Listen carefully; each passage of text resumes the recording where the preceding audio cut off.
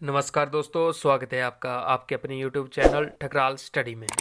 तो दोस्तों, जिसने भी अब तक हमारा चैनल सब्सक्राइब नहीं किया है वो चैनल को ज़रूर सब्सक्राइब करना है और बेल आइकन को दबाना ना भूलें ताकि आपको हमारी आगे आने वाली वीडियो की नोटिफिकेशन मिलती रहे।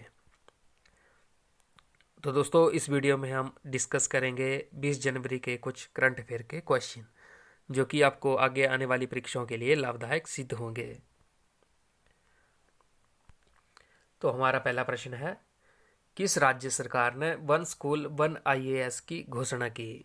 तो दोस्तों, ये जो वन स्कूल वन आईएएस की घोषणा जो की थी, ये की थी केरल सरकार ने। और दोस्तों, अगर बात की जाए इस योजना की तो इस योजना का उद्देश्य जो है ये उन छात्रों को निशुल्क प्रशिक्षण प्रदान करना जो कि आर्थिक रूप से पिछड़े हैं लेकिन शैक्षणिक रूप से सिविल सेवा और अन्य परीक्षाओं के लिए इच्छुक हैं। और अगर बात की जाए केरल की तो दोस्तों, केरल की राजधानी जो है वो तिरुवनंतपुरम है। और अगर बात की जाए केरल के गवर्नर की तो केरल के गवर्नर जो हैं वो हैं आरिफ मोहम्मद खान।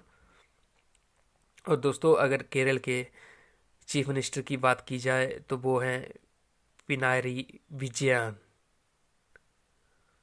अगला प्रश्न है,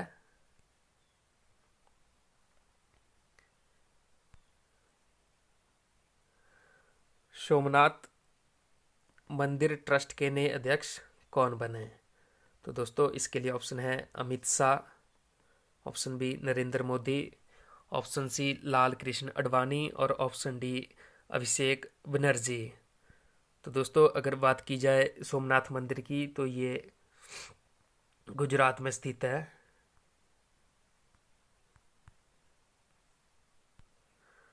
और अगर बात की जाए सोमनाथ मंदिर ट्रस्ट के नए अध्यक्ष जो बने हैं वो बने हैं option number B Narendra Modi.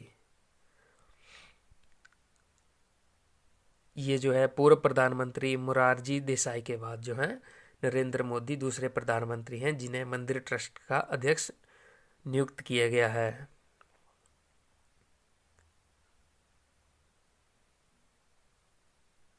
और अगर बात की जाए सोमनाथ मंदिर ट्रस्ट के पिछले जो अध्यक्ष थे वो थे केशुभाई पटेल, जिनका पिछले वर्ष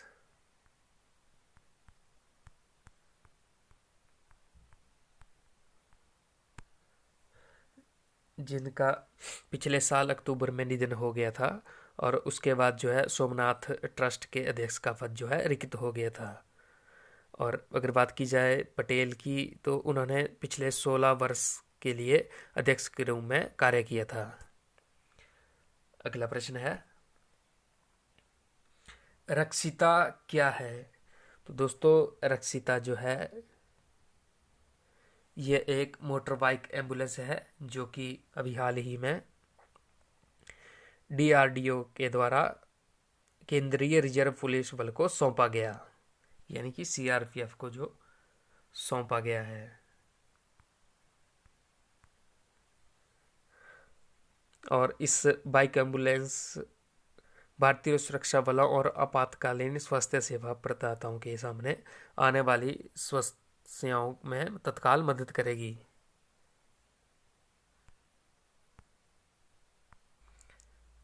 अगर बात अगर बात की जाए डीआरडीओ की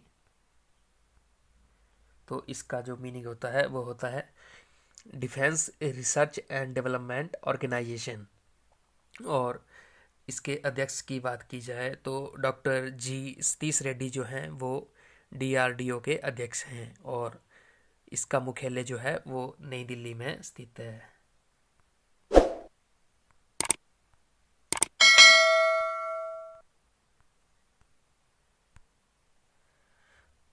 और डीआरडीओ की स्थापना जो हुई थी ये हुई थी 1958 ईस्वी में। अगला प्रश्न है, अभी हाल ही में किस बैंक ने wellness theme credit card launch किया? तो दोस्तों, ये जो क्रेडिट कार्ड लॉन्च किया है ये किया है यस बैंक के द्वारा। ऑप्शन नंबर सी जो है इसका सही होगा। और यस बैंक ने Aditya Birla wellness private limited के साथ मिलकर यस बैंक वेलनेस और yes bank wellness plus credit card launch किया। और ये कार्ड्स उपभोक्ताओं के संपूर्ण स्वास्थ्य तथा उनके द्वारा स्वयं की देखभाल एवं कल्याण पर लक्षित है। अगला प्रश्न है,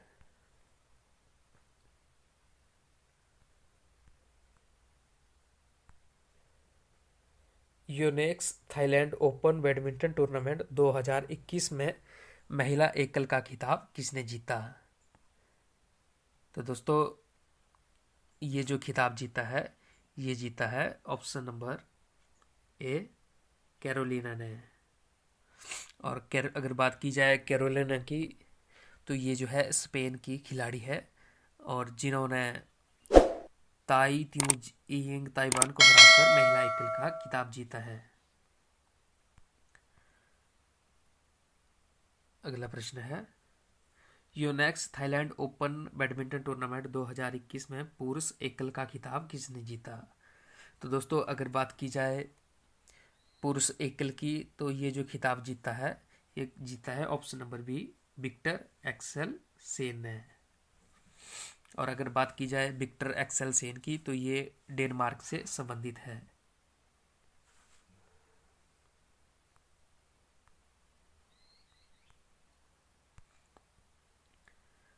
अगला प्रश्न है, Unix Thailand open badminton tournament 2021 में पुरुष डबल का खिताब किसने जीता? तो दोस्तों पुरुष डबल की बात की जाए तो ये जो खिताब जीता है ये जीता है ऑप्शन नंबर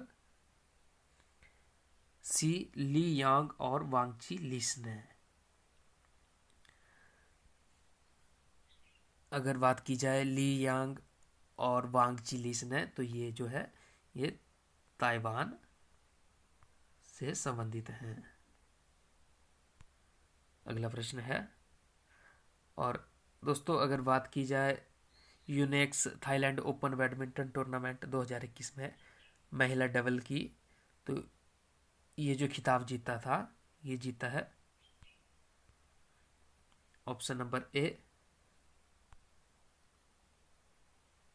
गिरसिया पोली और अप्रियानी ने। और अगर बात की जाए गिरसिया पोली और अप्रियानी की तो ये जो है ये इंडोनेशिया से संबंधित है। अभी हाल ही में किसे दोबारा आरबीएल बैंक का प्रबंध निदेशक नियुक्त किया गया है? दोस्तों अगर बात की जाए आरबीएल की तो इसका जो फुल फॉर्म है ये होता है रत्नाकर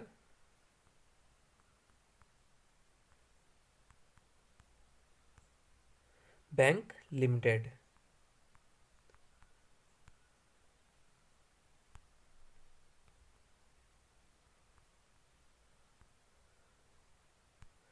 और अगर बात की जाए आरबीएल बैंक के प्रबंध निदेशक की तो ये जो है विश्ववीर आहूजा जो है ये दूसरी बार आरबीएल बैंक के प्रबंध निर्देशक बनेंगे। और इनकी नियुक्ति जो होगी वो होगी 30 जून 2021 से लेकर 29 जून 2024 तक।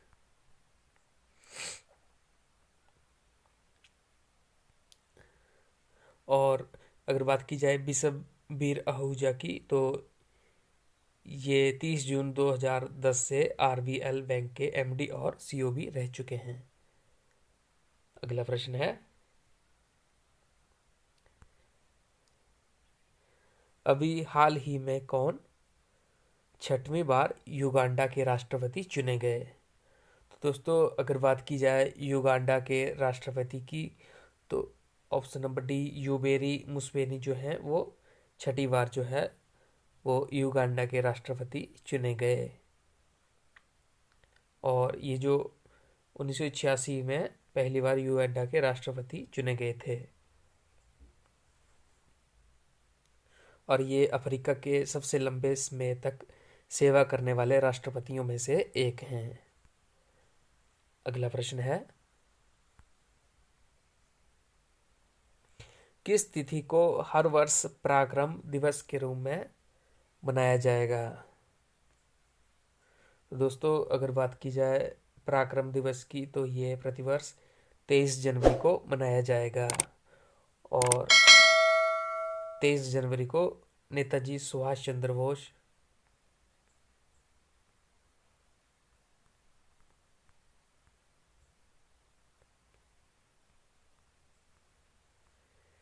के जयंती पर यह प्रतिवर्ष पराक्रम दिवस के रूप में मनाया जाएगा। अगला प्रश्न है, भारत में हाल ही में चाबहार बंदरगाह को कितने हार्बर क्रेन की आपूर्ति की है? तो दोस्तों अगर बात की जाए चाबहार बंदरगाह की, तो ये जो है ये ईरान में स्थित है। और इसके लिए जो है वो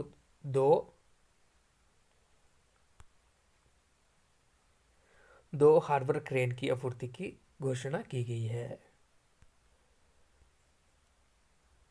अगला प्रश्न है, किस देश की सरकार ने ईस्ट इंडिया कंपनी के शीर्ष अधिकारी रॉबर्ट क्लाइव के इंडियन सिल्वर दरबार के मॉडल के निर्यात पर रोक लगा दी है? तो दोस्तों अगर बात की जाए ईस्ट इंडिया कंपनी के शीर्ष अधिकारी रॉबर्ट क्लाइव के इंडियन सिल्वर दरबार के मॉडल पर जो है वो रूस सरकार ने जो है वो रोक लगा दी गई है। अगला प्रश्न है, अभी हाल ही में अतुल श्रीवास्तव का निधन हो गया, वह किस कंपनी के निदेशक थे? तो दोस्तों अगर बात की जाए अतुल श्रीवास्तव जी की, तो ये जो थे ये शेल कंपनी के जो है वो निर्देशक थे। अगला प्रश्न है, भारत में पहली बार हींग की खेती किस राज्य में की गई? तो दोस्तों अगर बात की जाए हींग की खेती की, तो ये भारत के हिमाचल प्रदेश में पहली बार की गई। हिमाचल प्रदेश के लाहौल स्पीति जिले में हींग की खेती की जाएगी। धन्यवाद। तो दोस्तों आपको वीडियो कैसी लगी कमेंट में ज़रूर बताएं, और जिसने भी अभी तक हमारा चैनल सब्सक्राइब नहीं किया है वो चैनल को ज़रूर सब्सक्राइब कर ले। धन्यवाद।